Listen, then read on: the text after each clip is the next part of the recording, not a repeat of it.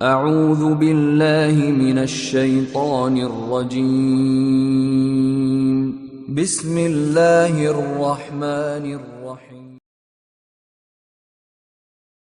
بسم الله الرحمن الرحيم الحمد لله والصلاة والسلام على رسول الله محمد بن عبد الله وعلى آله وصحبه أجمعين أما بعد அன்பார்ந்த இஸ்லாமிய சகோதரர்களே, அல்லாஹு ஜல்லஷானஹு வ தஆலாவின் நல்லடியார்களே, நாம் ரமலானிலே மிகவும் சிறப்புக்குரிய முக்கியமான இறுதி நாட்களிலே இருந்து கொண்டிருக்கிறோம். பொதுவாகவே ரமலான் மாதம் வந்துவிட்டாலே முஸ்லிம்கள் அதிகமாக சதகாக்கள் கொடுக்கக்கூடியவர்களாக இருக்கிறார்கள். இஸ்லாம் அல்லாஹு ரப்புல் ஆலமீன் ஒரு முஸ்லிம் எப்படி அவனுடைய சதகாக்களை அமைத்து கொள்ள வேண்டும் என்பதை அல் குர்ஆனிலே தெளிவாக கூறியிருக்கிறதை பார்க்கலாம். அல்லாஹு ரப்புல் ஆலமீன்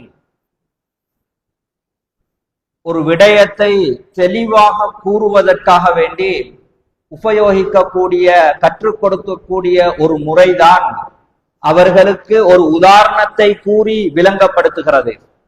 அல்லாஹு ரப்புல் ஆலமீன் இந்த விடயத்திலும் இப்படித்தான் இந்த விடயத்தையும் கையாளுகிறான். ரப்புல் ஆலமீன் கூறுகிறான், மஸலுல்லதீன யுன்ஃபிகூன அம்வாலஹும் ஃபீ ஸபீலில்லாஹ்,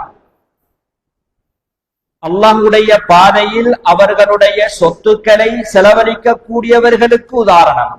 என்ன உதாரணம்? கமஸலி ஹப்பத்தின், ஒரு வித்தை போன்று, அம்பதத் சபஅ சனாபில், அந்த ஒரு வித்தை அப்படியே நட்டுகின்ற நேரத்தில் அதன் மூலம் 7 கதிர்கள் வருகிறது. ஃபீ குல்லி சும்புலத்தின் மிஅத்து ஹப்பா, ஒவ்வொரு கதிர்களிலும் 100 வித்துக்கள் உருவாகிறது. ஆக மொத்தத்தில் ஒரு வித்தின் மூலம் 700 உருவாகிறது இருக்கிறதே. இதுதான் எவர்கள் அல்லாஹ்வுடைய பாதையில் செலவழிக்கிறார்களோ அவர்களுக்கு உதாரணம் என்று ரப்புல் ஆலமீன் கூறுகிறான். இது சாதாரண ஒரு உதாரணம் அல்ல. அல்லாஹ் ரப்புல் ஆலமீன் இந்த வசனத்தில் இருந்து எங்களுக்கும் உங்களுக்கும் பல விடயங்களை உணர்த்தி கொண்டிருக்கிறான். ஒன்று, உங்களுடைய சதகாக்கள் அல்லாஹ்வுடைய பாதையில் அமைந்தால் உங்களுடைய நன்மை பன்மடங்காக கிடைக்கும் என்பதை உணர்த்துகிறான். இரண்டாவது, உங்களுடைய சதகாக்கள் அல்லாஹ்வுடைய பாதையில் அமைய வேண்டும். அப்படி அமைந்தால்தான் உங்களுடைய அந்த நன்மையை அல்லாஹ் ரப்புல் ஆலமீன் பன்மடங்காக மாற்றி உங்களை அடைய செய்கிறான் என்கிறான். பொதுவாக ஒரு முஸ்லிம் அவருடைய சொத்தில் இருந்து செலவழிக்கிறது என்று வருகின்ற நேரத்தில் 2 செலவீனங்கள் வரலாம். ஒன்று, அது சதகாவாக மாறிவிடும். நீங்கள் உங்களுடைய குடும்பத்துக்கு செலவழிக்கிறதாக இருந்தாலும், அல்லது யாராவது ஒருவர் கேட்டு வருகிறார் அவருக்கு ஒரு தொகையை நீங்கள் கொடுக்கிறதாக இருந்தாலும், இன்னொருவருக்கு உதவி செய்கிறதாக இருந்தாலும் சதகாவாக அது மாறிவிடும். இன்னும் ஒன்று இருக்கிறது, நீங்கள் உங்களுடைய சொத்திலிருந்து கட்டாயமாக கொடுக்க வேண்டியது, நாம் ஜகாத் என்று கூறலாம். இந்த இரண்டும் எப்படி அமைய வேண்டும் என்றால், ஃபீ ஸபீலில்லாஹ், அல்லாஹ்வுடைய பாதையில் அமைகின்ற நேரத்தில் உங்களுடைய நன்மை எப்படி அமையும்? ரப்புல் ஆலமீன் கூறுகிறான், நீங்கள் ஒரு வித்தின் மூலம் 7 கதிர் உருவாகி 7 கதிரிலே ஒவ்வொரு கதிர்களிலும் 100 வித்துக்கள் உருவாகுவது தான் உதாரணம் என்று கூறுகிறான். எதை உணர்த்துகிறான்? நானும் நீங்களும், ஒருவர் கேட்டு வருகிறார், அவருடைய பசிக்காக வேண்டி நீங்கள் ஒரு தொகையை நீங்கள் கொடுக்கிறீர்கள். 2 நேரம் 3 நேரம் ஆகின்ற நேரத்தில் அந்த தொகை முடிந்துவிடும். இதையெல்லாம் ரப்புல் ஆலமீன் உணர்த்துகிறான். நீங்கள் உங்களுடைய சதக்காவின் மூலம் ஒருவரை உருவாக்க வேண்டும். எப்படி ஒரு வித்தின் மூலம் 7 கதிர் உருவாகி 7லே ஒவ்வொரு வித்துக்களும் 100 வித்துக்கள் இருந்து ஒரு வித்தின் மூலம் 700 வித்துக்கள் உருவானதோ, அதே போன்று உங்களுடைய சதக்காவின் மூலம் ஒரு சமூகத்திலே ஒரு குடும்பம் உருவாக வேண்டும், தலை நிமிர்ந்து நிற்க வேண்டும் என்பதை ரப்புல் ஆலமீன் உணர்த்துகிறான். நாம் கொடுக்கக்கூடிய சதக்காக்களை பார்த்தால் அதிகமானவர்கள் கூறுவார்கள், அவர்களுடைய சதக்காக்களை பிரித்து 1000, 2000, 3000 ரூபாய்களாக பிரித்து ஒவ்வொரு குடும்பத்துக்கு கொடுப்பார்கள். பிழை இல்லை, நன்மை கிடைக்கும். ஆனால் ரப்புல் ஆலமீன் எதிர்பார்க்கக்கூடிய ஒன்று இருக்கிறது. அதை நீங்கள் எடுத்து ஒரு வறிய குடும்பத்தில் இருக்கக்கூடிய ஆண்மகனை பாருங்கள். அவனுக்கு தொழில் வாய்ப்பு கல்வியை நீங்கள் கொடுத்தால் 1 வருடம் 2 வருடம் உங்களுடைய இந்த வருடத்திலே நீங்க கொடுக்கக்கூடிய சதக்கா 3 லட்சமாக இருந்தால் அதை ஒரு குடும்பத்திற்காக வேண்டி நீங்கள் ஒதுக்குகின்ற நேரத்தில் அவர் அந்த தொழில் வாய்ப்பு கல்வியை அவர் படிப்பார், அல்லது வேறு கல்விகளை அவர் படிப்பார். படித்து 3வது வருடம் வருகின்ற நேரத்தில் அவருக்கு அவருடைய குடும்பத்தை பார்க்க முடியுமான ஒரு நிலைமை ஏற்படும். இதைத்தான் இஸ்லாம் எதிர்பார்க்கிறது. உங்கள் சதக்காவின் மூலம் ஒரு குடும்பம் உயிர் பெற வேண்டும். அந்த நேரத்திலே நீங்க 4வது வருடம் அவருக்கு சதக்கா கொடுக்கின்ற நேரத்தில் அந்த பிள்ளையே கூறுவார்கள், இந்த வருஷம் எங்களுக்கு தேவையில்லை, உங்களோட சதக்காவின் மூலம் நாம் சமஞ்சிட்டோம், எங்களுக்கு தொழில் வாய்ப்பு நல்லா இருக்கிறது, இதன் மூலம் என்னுடைய குடும்பத்தை பாதுகாக்கலாம், எனவே எனக்கு ஜகாத் தேவையில்லை, எனக்கு சதக்கா தேவையில்லை, அதற்கு தகுந்தவர்களாக நாங்க இல்லை என்று ஒரு குடும்பம் உருவாக வேண்டும் இருக்கிறது. இதைத்தான் இஸ்லாம் எங்களிடத்தில் எதிர்பார்க்கிறது. முஸ்லிம்களிலே ஒரு சிலர் இதற்காக வேண்டி வருடாந்தம் கூடுகிறார்கள். அவர்களுக்கு மத்தியில் இருக்கக்கூடிய வசதி அற்றவர்களை தேடுகிறார்கள். உங்களுக்கு எந்த அமைப்பிலே உங்களுக்கு உதவி செய்ய வேண்டும், வியாபார ரீதியிலையா, கல்வி ரீதியில் உங்களுடைய குழந்தைகளை பொறுப்பெடுக்க வேண்டுமா, எடுக்கப்படுகிறது. 2 வருடத்துக்கு பின்னால் அந்த குடும்பம் மற்றைய குடும்பத்தை தேடுவார்கள். என்ன, நான் 2 வருடத்துக்கு முன்னால் எப்படி கஷ்டப்பட்டு கொண்டு இருந்தேனோ அதே போன்று யார் இருக்கிறார்கள், அவர்களுக்கு நான் உதவி செய்வேன் என்று முன்வரக்கூடியவர்கள் இருப்பார்கள். இதைத்தான் இஸ்லாம் எதிர்பார்க்கிறது. இதைத்தான் அல்லாஹ் ரப்புல் ஆலமீன் கூறுகிறான், மஸலுல்லதீன யுன்ஃபிகூன ஃபீ ஸபீலில்லாஹ், நீங்கள் அல்லாஹ்வுடைய பாதையிலே செலவழிக்க வேண்டும். முதலாவது நிபந்தனை, உங்களுடைய ஜகாத்தின் மூலமாக சதக்காவின் மூலமாக ஒரு வறிய குடும்பத்திலே மார்க்கத்தை கற்றுக்கொள்ளக்கூடிய ஒரு பிள்ளை இருப்பார், மதரசாவுக்கு போகக்கூடிய ஒரு பிள்ளை இருப்பார். உங்களுடைய குடும்பத்தில் உங்களுடைய குழந்தை ஆலிமாக இருக்காது, சில நேரம் ஒரு ஹாஃபிலாக இருக்காது. ஆனால் உங்களுக்கு ஒரு ஆலிமை, ஒரு ஹாஃபிலை உங்களுக்கு உருவாக்கலாம். நீங்கள் வறிய குடும்பத்தில் மதரசாவில் படிக்கக்கூடிய ஒரு பிள்ளையை நீங்கள் பொறுப்படுங்கள். மாதாந்தம் 10,000 15,000 உங்களுக்கு செலவாகும். ஒரு சில நேரத்தில் ஒரு சிலருக்கு இந்த பணம் ஏதோ ஒரு கிழமையில் ஒரு கடைக்கு போய் சாப்பாடு தின்னுகின்ற ஒரு சல்லியாக இருக்கும். ஆனால் அவர்களுக்கு அது பொறுமதி வாய்ந்தது. நீங்கள் அவர்களுக்கு மாதாந்தம் நீங்கள் கட்டி 5 வருடம் 7 வருடம் முடிகின்ற நேரத்தில் ஒரு ஆலிம் உங்களுடைய சொத்தின் மூலம் உருவாகி இருக்கும். இதைத்தான் ரப்புல் ஆலமீன் எதிர்பார்க்கிறான். அவர் உருவாகி ஒரு ஆலிமாக இந்த சமூகத்துக்கு வந்து சமூகத்திலே இருக்கக்கூடியவர்களுக்கு பல நல்லதை அவர்கள் கூறுவார்கள், மார்க்கத்தை சொல்லிக் கொடுப்பார்கள், பல நூற்றுக்கணக்கானவர்கள் நன்மை பெறுவார்கள். இதைத்தான் ரப்புல் ஆலமீன் கூறுகிறான். உங்களின் ஒரு சதக்கா இருக்கிறதே, இது ஒரு வித்தை போன்று நீங்கள் ஒரு ஆலிமை உருவாக்குகிறீர்கள். அல்லாஹ்வுடைய பாதையில் இருக்கக்கூடிய ஒருவரை உருவாக்குகிறீர்கள். அவரின் மூலம் 10 பேர் பிரயோஜனம் பெறுகிறார். அவர்களின் மூலம் நூற்றுக்கணக்கானவர்கள் பிரயோஜனம் பெறுகிறார். எப்படி ஒரு வித்து 700 வித்துக்களை உருவாக்கியதோ அதே போன்று உங்களுடைய சதக்கா ஒரு ஆலிமை உருவாக்கி அந்த ஆலிமின் மூலம் நன்மை பெறக்கூடிய அதிகமானவர்கள் உருவாகிறார்களே, இந்த நன்மை உங்களை வந்து அடையும். வலா யன்குசு மின் உஜூரிஹிம் ஷைஆ, அவர்களுடைய கூலியில் எந்த ஒரு குறைபாடும் ஏற்படாது.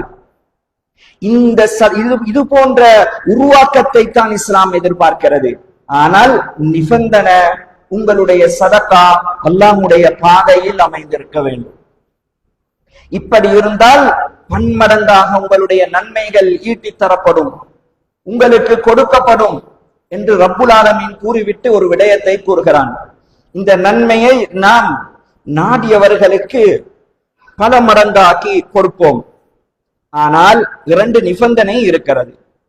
முதலாவது, சும்ம லா யுத்பிஊன மா அன்ஃபகு மன்னன் வலா அதா, அந்த சதக்காவை நீங்கள் கொடுத்ததன் பின்னால் நீங்கள் சொல்லி காட்டக்கூடாது. சொல்லி காட்டிவிட்டால் அந்த சதக்காவுடைய நன்மையை பாத்திலாக்கி விடும்.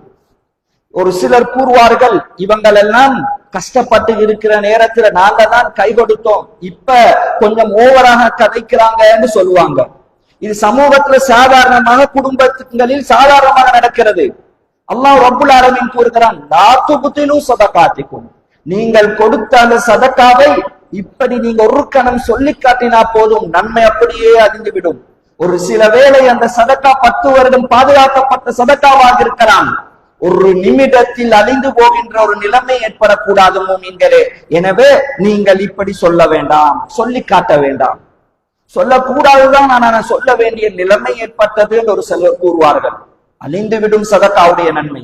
இப்படி நடந்து கொள்ளக்கூடாது மூமின்கள். ரப்புல் ஆலமீன் கூறுகிறான், முதலாவது செய்தி. இரண்டாவதாக ரப்புல் ஆலமீன் கூறுகிறான், வலா அதன், நீங்கள் சதக்காவை கொடுத்ததன் பின்னால் நோவினை செய்யக்கூடாது. தஃப்சீருடைய ஆலிம்கள் கூறுகிறார்கள், ஒரு நோவினை ஒருவரின் மூலம் பல விதத்திலே வரலாம். ஒன்று, நீங்கள் ஒருவருக்கு சதக்காவை கொடுத்துவிட்டு அவருக்கே நீங்கள் ஏதாவது சொன்னால் அல்லது ஏசினால் தகாத வார்த்தைகளை பிறகு உரிமையின் மூலம் நான் இவனுக்கு உதவி செய்திருக்கிறேன் என்ற உரிமையிலே நீங்கள் ஏசினால் அவருக்கு நோவினை செய்ததாக கணக்கெடுக்கப்படும். இன்னும் ஒரு சிலர் சதக்காவை கொடுத்து விட்டு அவர்களிடத்திலே வேலை வாங்கக்கூடியவர்கள் இருக்கிறார்கள். சதக்காவுடைய நன்மை கிடைக்காது, ஏதோ கூலி கொடுத்து அவர்களிடம் நீங்கள் வேலை வாங்குகிறீர்கள், ஒரு சில நன்மை சில நேரம் கிடைக்கலாம். இன்னும் ஒரு நேரத்தில் நீங்கள் சதக்காவை கொடுக்கிறீர்கள், மாஷா அல்லாஹ் செலவழிக்கிறீர்கள். இன்னொரு பக்கத்திலே மற்றவர்களை பற்றி குறை கூறுகிறீர்கள், மற்றவர்களை பற்றி பேசுகிறீர்கள், ஏசுகிறீர்கள். இந்த நேரத்தில் இது உங்களுடைய சதக்காவிலே பாதிப்பு ஏற்படும். சதக்காவுடைய நன்மை அப்படியே அழித்துவிடும். இதைத்தான் அல்லாஹ்வுடைய தூதர் கூறுகிறார்கள். நாளை மறுமை நாளில் ஒரு சிலர் வருவார்களாம். அல்லாஹ்வுடைய தூதர் சஹாபாக்களை பார்த்து கேட்கிறார்கள், தோழர்களே, அத்ததுரூன மனில் முஃப்லிஸ், வங்களோத்துக்காரர் லொஸ்டாயினவர் யாரு தெரியுமா என்று கேட்கிறார்கள். சஹாபாக்களுடைய எண்ணத்துக்கு வந்தது, இவரிடத்திலே திர்ஹமோ தீனாரோ இல்லையோ, அவர்கள் தான் லொஸ்டானினவர்கள், வங்களோத்துக்காரர்கள் கூறுகிறார்கள். அல்லாஹ்வுடைய தூதர் கூறுகிறார்கள், உண்மையானவர்கள் யார் தெரியுமா? நாளை மறுமை நாளில் பன்மடங்கு நன்மைகளோடு அவர்கள் வருவார்கள். சதக்காக்கள் நிறைந்திருக்கும், ஜகாத்துக்கள் நிறைந்திருக்கும், தொழுகை அமல்கள் எல்லாம் நிறைந்திருக்கும். ஆனால் அவர்களை பற்றி முறைப்பாடு அல்லாஹ்விடத்திலே வரும். இறைவா, எனக்கு இவர் ஏசினார், எனக்கு அநியாயம் செய்தார், என்னுடைய மனதை புண்புறுத்தினார் என்று முறைப்பாடுகள் வருகின்ற நேரத்தில் ரப்புல் ஆலமீன் இவனுடைய நன்மையை எடுத்து அவர்களுக்கு கொடுப்பான். நன்மைகள் எல்லாம் முடிந்துவிடும். இன்னும் ஒருவர் வருவார், இவருக்கு நன்மை கொடுப்பதற்கு இவரிடத்திலே நன்மை கிடையாது, அவரிடத்திலே ஏதாவது தீமை இருந்தால் எடுத்து அப்படியே கொடுக்கப்படும்.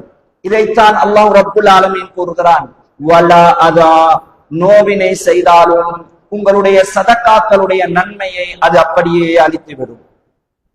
முன்னால சொன்ன அந்த நன்மை கிடைக்க வேண்டுமாக இருந்தால் இந்த இரண்டும் கட்டாயமாக பாதுகாக்கப்பட வேண்டும். நோவினை செய்யாமல் சொல்லி காட்டாமல் இருக்க வேண்டும் என்பதை ரப்புல் ஆலமீன் கூறுகிறான். கூறிவிட்டு நீங்கள் இந்த அடிப்படையிலே நீங்கள் இருந்து கொண்டால் ரப்புல் ஆலமீன் கூறுகிறான், லஹும் அஜ்ருஹும் இந்த ரப்பிஹிம், உங்களுடைய நன்மைக்கு நீங்கள் பயப்பட தேவையில்லை. உத்தரவாதம் அல்லாஹ்விடத்தில் உங்களுடைய நன்மை கண்டிப்பாக கிடைக்கும். கூறிவிட்டு ரப்புல் ஆலமீன் கூறுகிறான், வலா ஹௌஃபுன் அலைஹிம், அவர்கள் பயப்படவும் தேவையில்லை, வலா ஹும் யஹ்ஸனூன், கவலைப்படவும் தேவையில்லை. நன்மைக்கு உத்தரவாதம் இறைவனிடத்திலே இருக்கிறது, அழியாது, அப்படியே பாதுகாக்கப்படும்.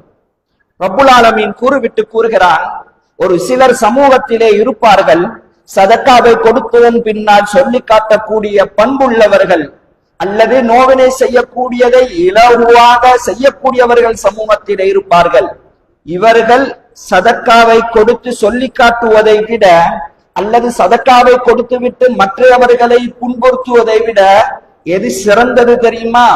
கௌலும் மஅரூஃபுன், நீங்கள் மற்றவர்களை பார்த்து நல்ல விதத்தில் கதைக்கிறது சிறந்தது என்று ரப்புல் ஆலமீன் கூறுகிறார். அல்லாஹ்வுடைய தூதர் இதைத்தான் கூறுகிறார்கள், அல் கலிமத்து தய்யிபத்து சதகா, ஒருவரை பார்த்து நீங்கள் நல்ல முறையில் கதைக்கிறது இருக்கிறதே, சதக்காவுடைய நன்மை உங்களுக்கு கிடைக்கும். உங்களுடைய சொத்திலிருந்து குறைபாடு ஏற்படுத்திவிட்டு மற்றவர்களுக்கு கொடுத்து விட்டு நீங்கள் சொல்லி காட்டினால் உங்களுடைய சொத்திலிருந்தும் போகும், அடுத்தது நன்மையும் போய்விடும். நீங்கள் உங்களுடைய சொத்திலிருந்து ஒரு சதக்காவை கொடுத்து விட்டு இன்னொருக்கு நோவினை செய்தால் உங்களுடைய சொத்திலிருந்து ஒரு குறைவு ஏற்படும், உங்களுக்கு நன்மை கிடைத்ததா என்று பார்த்தால் அதுவும் கிடைக்காது. இதை விட எது சிறந்தது தெரியுமா? நீங்கள் கொடுக்காமல் ஒருவரை பார்த்து நல்ல என்று கதைக்கிறது இருக்கிறதே, அதற்கு உங்களுக்கு சதக்காவுடைய நன்மை கிடைக்கும் என்று ரப்புல் ஆலமீன் அல் குர்ஆனிலே கூறுகிறான். அன்பார்ந்த இஸ்லாமிய சகோதரர்களே, இதை கூறிவிட்டு ரப்புல் ஆலமீன் இன்னும் ஒரு முக்கியமான ஒரு விடயத்தை கூறுகிறான். எப்படி கூறுகிறான் என்றால், உங்களுடைய சதக்காவை நீங்கள் கொடுக்கிறீர்கள், நன்மையை அழித்து போடக்கூடிய 2 செய்தி இருக்கிறது என்று நாம் கூறினோம்.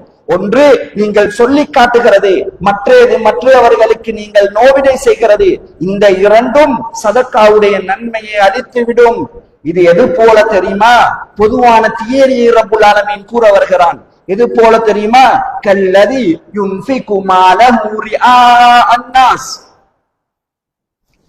எதை போன்று? ஒருவரை போன்று. அவர் யுன்ஃபிகு மாலஹு, அவரிடமிருந்து இருக்கக்கூடிய சொத்துக்களை அவர்கள் செலவழிக்கிறார்கள், பணத்தை செலவழிக்கிறார்கள். ஏன் செலவழிக்கிறார்கள் என்றால், ரிஆ அன்னாஸ், மக்கள் பார்க்க வேண்டும் என்பதற்காக வேண்டி செலவழிக்கிறார்கள். அவரு நானும் கொடுக்கக்கூடிய ஒருவர், இப்ப இவரும் நல்லா செலவழிக்கிறார், அல்லது என்னுடைய பெயர் பள்ளியிலே போர்டிலே வர வேண்டும், பாடசாலை பொது விடயங்களுக்கு செலவழித்து விட்டு என்னுடைய பெயரும் வர வேண்டும் என்று யோசிக்கக்கூடியவர்கள் சமூகத்திலே இருக்கிறார்கள்.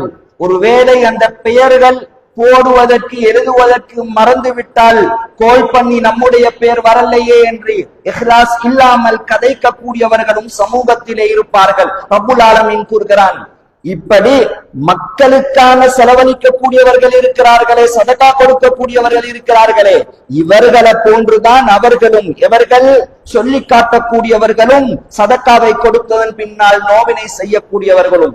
அவர்களுக்கும் நன்மை கிடைக்காது, இவர்களுக்கும் நன்மை கிடைக்காது. ஆக மொத்தத்தில் 3 ஷாராரும் சதக்கா கொடுக்கிறார்கள், நன்மையை ஈட்ட மாட்டார்கள் என்கின்ற அடிப்படையை ரப்புல் ஆலமீன் பதிவு செய்கிறான். அன்பார்ந்த இஸ்லாமிய சகோதரர்களே, இதற்கெல்லாம் ஒரு உதாரணத்தை ரப்புல் ஆலமீன் கூறுகிறான். இவர்களுக்கெல்லாம் ஒரு உதாரணம் இருக்கிறது. என்ன உதாரணம்? இவர்களுக்கு உதாரணம் கமசலி சஃப்வானின், பெரியோர் ஒரு பாறங்கல்லு தான் உதாரணம். அலைஹி துராபுன், அந்த பாறங்கல்லுக்கு மேலால் மண் அப்படியே கொஞ்சம் இருக்கிறது. அடை மழை ஏற்படுகிறது, பாறாங்கல்லுக்கு மேலால் உள்ள அந்த மண் அப்படியே கனிந்து சென்று விடுமே. இதுதான் இவர்களுக்கு உதாரணம். சதக்கா இருக்கிறது, அதற்கு மேலால் நன்மை இருக்கிறது. இவர்களுக்கு ஏற்பட்டிருக்கின்ற முகஸ்தூதி என்ற நோய் அங்கு வருகின்ற நேரத்தில் சதக்காவுடைய நன்மையை அழித்துவிடும். எப்படி பாறாங்கல்லில் இருந்த மண்ணை மழை நீர் அப்படி அழித்து விடுமோ, அதே போன்று இவர்களுடைய சதக்காவுடைய நன்மை போய்விடும். இதுதான் இவர்களுக்கு உதாரணம்.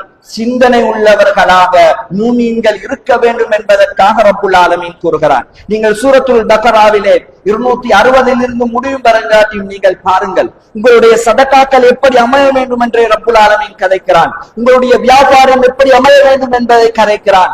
வட்டி சம்பந்தமான செய்தியை கதைக்கிறான். கடன் கொடுக்கிறதா இருந்தால் நீங்கள் எப்படி கொடுக்கல் வாங்கலிலே ஈடுபட வேண்டும் என்பதை ரப்புல் ஆலமீன் இந்த வசனத்திலே தொடராக கதைத்துக் கொண்டிருக்கிறான். அன்பார்ந்த இஸ்லாமிய சகோதரர்களே, ரப்புல் ஆலமீன் கூறுகிறான், மஸலுல்லதீன யுன்ஃபிகூன அம்வாலஹும் பிப்திகாஅ மர்தாத்தில்லாஹ், அல்லாஹ்வுடைய பொருத்தத்துக்காக வேண்டி செலவழிக்க கூடியவர்கள் சமூகத்திலே இருப்பார்கள். அவர்களுக்கு உதாரணம் என்ன தெரியுமா? கமஸலி ஜன்னத்தின் பிரபுவத்தின், ஒரு தோட்டம் மலை பிரதேசத்திலே இருக்கிறது. அடர்த்தியான ஒரு மலை ஏற்பட்டு அந்த தோட்டத்தின் விளைச்சல் அப்படியே 2 மடங்காக்கி எப்படி கொடுக்குமோ, அதே போன்றுதான் இறைவனுக்காக வேண்டி என்கின்ற இஹ்லாஸோடு செலவழிக்க கூடியவர்களுடைய சதக்காக்களும் செலவீனங்களும் நன்மையை நாம் 2 மடங்காக்கி அவர்களுக்கு நாம் கொடுப்போம் என்கின்ற செய்தியை ரப்புல் ஆலமீன் கூறுகிறான். கூறிவிட்டு பொதுவான ஒரு செய்தியை கூறுகிறான்.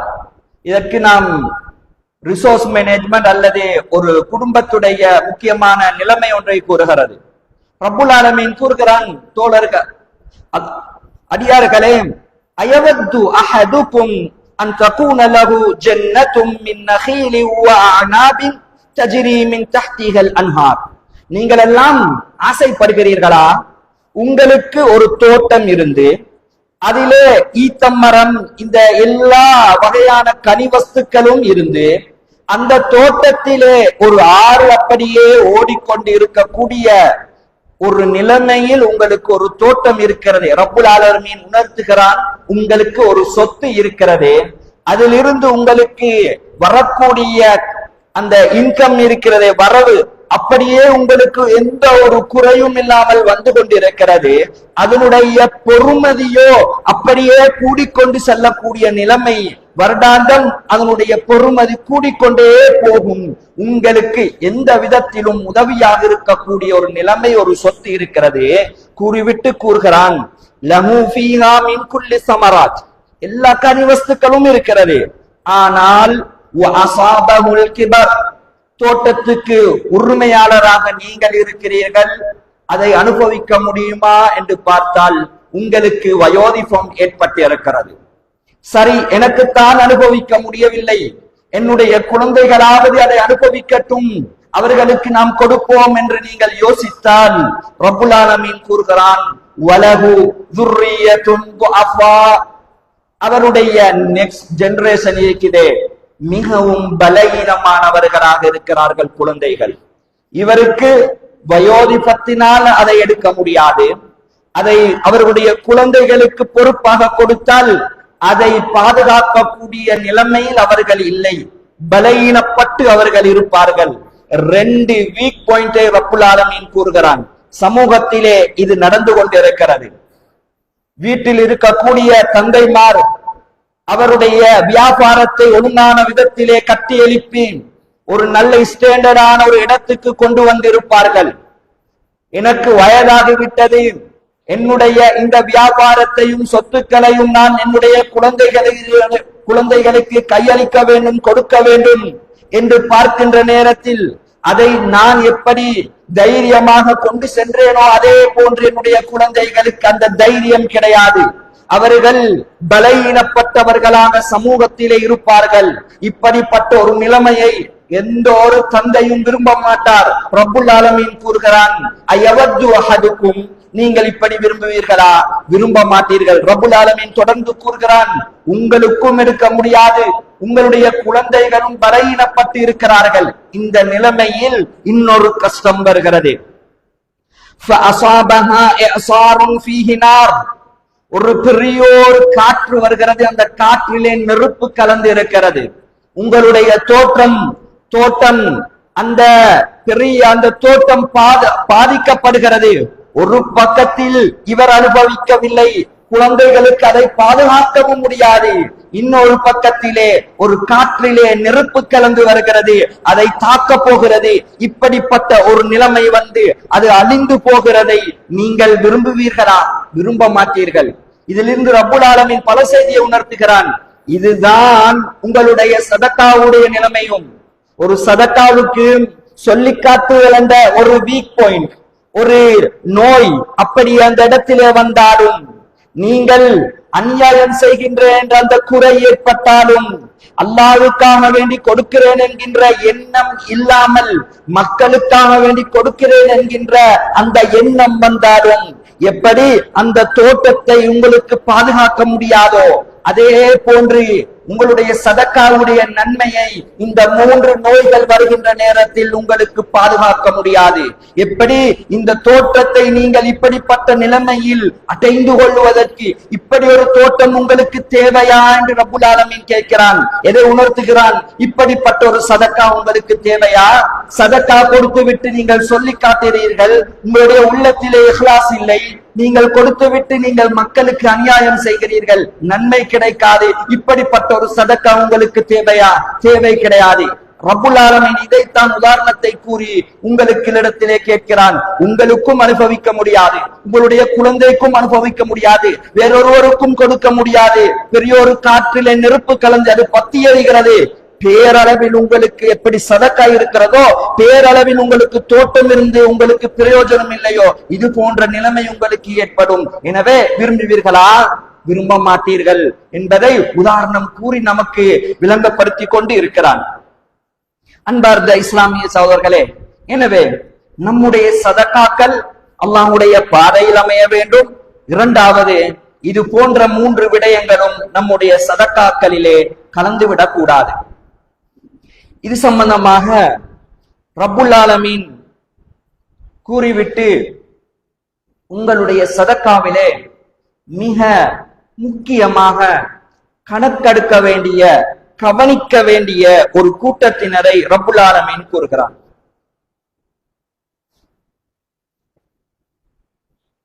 ரப்புல் ஆலமீன் கூறுகிறான், லில் ஃபுகரா அல்லதீன உஹ்சிரு ஃபீ சபீலில்லாஹ். உங்களுடைய சதகாக்களில் நீங்கள் கவனம் செலுத்த வேண்டிய ஒரு சாரார் இருக்கிறார்கள். அவர்கள் யார்? வறிய தேவையுடையவர்கள். அவர்களுக்கு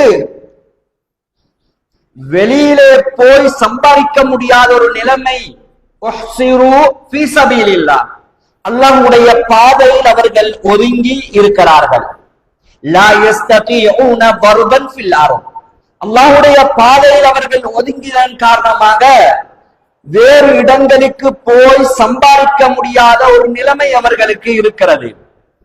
எனவே யஹ்ஸபுஹுமுல் ஜாஹிலு அக்னியா, அவர்களை தெரியாதவர்கள், அவர்களுடைய குடும்ப பின்னணி அறியாதவர்கள் பார்த்தால் அவர்கள் செல்வந்தர்கள் என்று நினைப்பார்கள். காரணம், அவர்களிடத்திலே சுய கௌரவம் இருக்கிறது. லா யஸ்அலூன அன்-நாஸ இல்ஹாஃபா, மக்களிடத்திலே எனக்கும் தேவை இருக்கிறது என்று கூறி கூறி அவர்கள் கேட்டுக்கொண்டு சமூகத்திலே இருக்க மாட்டார்கள். சுய கௌரவத்தை பாதுகாத்து அல்லாஹ்வுடைய பாதையில் மார்க்கத்துக்காக வேண்டி ஒதுங்கியவர்கள் சமூகத்திலே இருக்கிறார்கள். அல்லாஹ்வுடைய பாதையில் சமூகத்துக்காக வேண்டி, இஸ்லாமிய சமூகத்துக்காக வேண்டி ஒதுங்கியவர்கள் ஊரிலே இருப்பார்கள். இப்படிப்பட்டவர்கள் நீங்கள் தேட வேண்டும். ஒரு சில ஆளுங்கள் இருப்பார்கள், அவர்களிடத்திலே நீங்கள் கதைக்கின்ற நேரத்தில் அவருடைய குவாலிபிகேஷனை பார்த்தால், வெளிநாடுகள் போனால் அவருக்கு பல்லாயிரக்கணக்கு, பல லட்சக்கணக்கு ரூபாக்கள் சம்பாதிக்க முடியுமான நிலைமை இருக்கும். ஆனால் நான் கற்ற மார்க்கத்தை என்னுடைய ஊரிலே அல்லது என்னுடைய நாட்டிலே நான் சொல்ல வேண்டிய கடமை இருக்கிறது, எனக்கு பொறுப்பு இருக்கிறது என்று அவர்கள் அல்லாஹ்வுடைய பாதையில் ஒதுங்கி இருக்கிறார்கள். அவர்களுக்கும் தேவை இருக்கிறது, அவர்களுக்கும் குடும்பம் இருக்கிறது.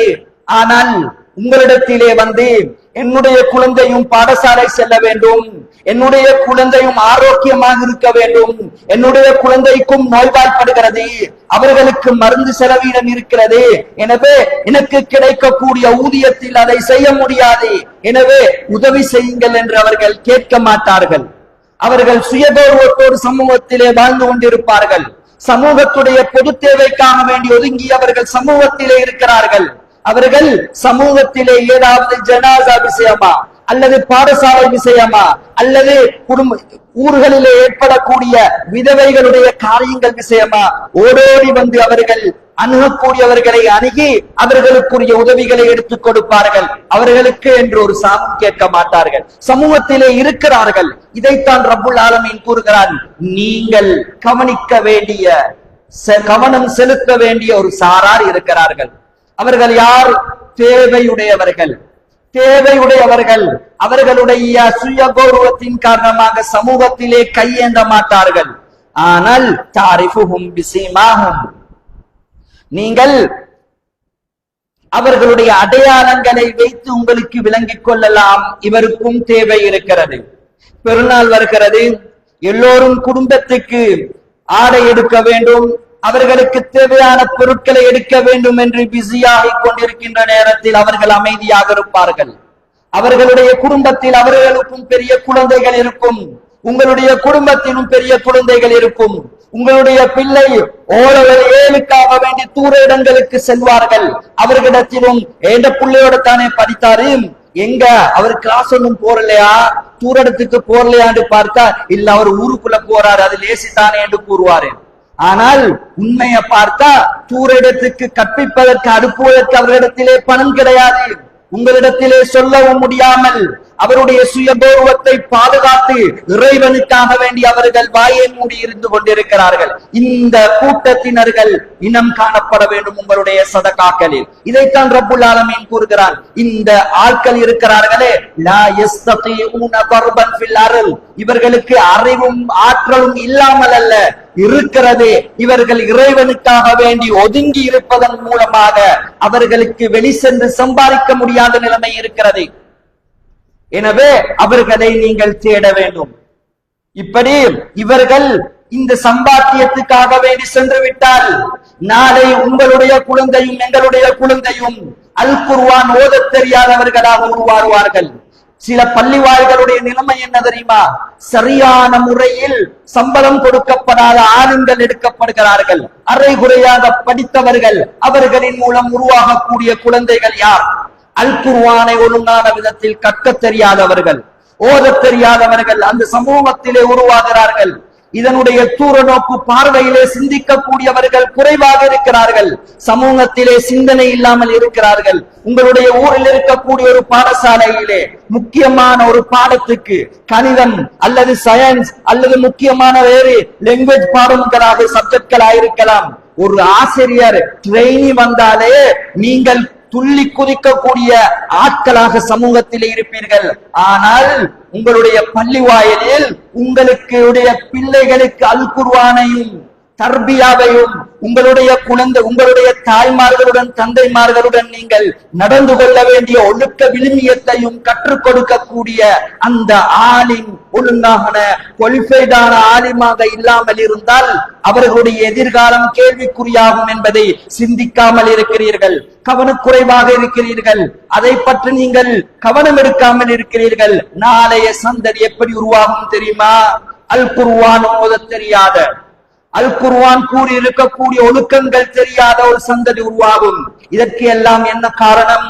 உங்களுடைய சதகாக்கள் சரியாக பங்கெடுக்கப்படவில்லை. உங்களுடைய ஜகாத்திலிருந்து இது போன்ற உலமாக்களை உருவாக்கப்படவில்லை என்பதுதான் முக்கியமான காரணமாக இருக்கும். அந்த பள்ளியிலே இருக்கக்கூடியவர்கள், நான் பொதுவாக கதைக்கிறேன், அந்த பள்ளியில் இருக்கக்கூடிய ஆளுக்கு குறைவாக சம்பளம் தருகிறார் என்றால் அவர் வருவார் அரைக்குறையாக படித்தவராக இருப்பார். இப்படிப்பட்ட நிலைமையில் இருக்கின்ற நேரத்தில் அவருடைய அவுட்புட் எப்படி இருக்கும்? உங்களுடைய குழந்தைக்கு எப்படி படித்துக் கொடுப்பார்கள்? அவரிடம் இருக்கிறதை 50%, உங்களுடைய பிள்ளைக்கு 5% தான் சென்று அடையும். அதே நேரத்தில் நல்லாக படித்த, நல்ல அறிவு, ஆற்றல், தூரநோக்கு சிந்தனை உள்ள, பக்குவம் உள்ள ஒருவர் வந்தால் உங்களுடைய குழந்தைக்கு சொல்லக்கூடிய அந்த மார்க்க அறிவுடைய வீதாசாரம் அதிகமாக இருக்கும். இந்த தூரநோக்கு சிந்தனையற்றவர்களாக முஸ்லிம்களில் அதிகமானவர்கள் இருக்கிறார்கள். நாளை முஸ்லிம்களுக்கு என்று ஒரு பிரச்சனை வந்து விட்டால் முஸ்லிம்களுக்கு குரல் கொடுக்கக்கூடிய மார்க்க பற்றுள்ள குழந்தைகள் இல்லாமல் போவதற்கு இதுவும் ஒரு காரணம் தோழர்களே. இன்று ராசாவுடைய பிரச்சனையை பாருங்கள். எந்த குழந்தையும் பல்லாயிரக்கணக்கானவர்கள் அல் குர்ஆனை மனனமிட்டவர்களாக இருக்கிறார்கள். அவர்களுடைய நாட்டுக்காக வேண்டி குரல் கொடுக்கக்கூடியவர்களாக இருக்கிறார்கள். ஆனால் நம்முடைய குழந்தைகளும் சிறிய பிறந்ததிலிருந்து முஸ்லிம்களாக இருக்கிறார்கள். பிறந்ததே முஸ்லிம் பெயர்களை கொண்டு அவர்களாக இருக்கிறார்கள். ஆனால் அவர்களுடைய உள்ளத்தில் இந்த பற்று, இந்த ஆர்வம் குறைவாக இருக்கிறது என்றால் சிந்திக்க வேண்டிய கடமைப்பாடு இருக்கிறது. இதைத்தான் ரப்புல் ஆலமீன் கூறுகிறான். இது போன்ற ஒரு சாலார் கணக்கெடுக்கப்படுகின்ற நேரத்தில் சமூகம் மேம்பாட்டுக்கு ஒரு காரணமாக இது அமைந்துவிடும். இது ஒரு சிலருக்கு சாதாரண விடயமாக இருக்கலாம். தூர நோக்கு சிந்தனை உள்ள, சமூகத்திலே ஆழமாக சிந்திக்கக்கூடிய மூத்தவர்கள் நீங்கள் இருக்கிறீர்கள். உங்களுக்கு இதனுடைய பாரதூரம் விளங்கும் தோழர்களே. இப்படிப்பட்ட ஒரு நிலைமை ஏற்பட்டால் எங்களுடைய குழந்தைகளுக்கு மார்க்கத்தை சொல்லிக் கொடுக்கக்கூடியவர்கள் யார் இருப்பார்கள்? எனவே இது போன்றவர்கள் தேடி இனங்காணப்பட்டு அவர்களுக்கு கொடுக்க வேண்டிய முறையில் அவர்களுடைய ஊதியங்கள் கொடுக்கப்பட்டு அவர்கள் சமூகத்துக்காக வேண்டி சேவையாற்றக்கூடியவர்களாக ஊக்குவிக்க வேண்டிய ஒரு கடமைப்பாடு உங்களுக்கு இருக்கிறது. எனவே அந்த அடிப்படையில் ரப்புல் ஆலமீன் எப்படி எங்களுடைய சதகாக்களை அமைத்துக் கொள்ள வேண்டும் என்று கூறியிருக்கிறானோ அந்த அடிப்படையில் நம்முடைய சதகாக்களை அமைத்துக் கொள்வோமாக. வ ஆகிரு தஅவானா அனில் ஹம்துலில்லாஹி ரப்பில் ஆலமீன்.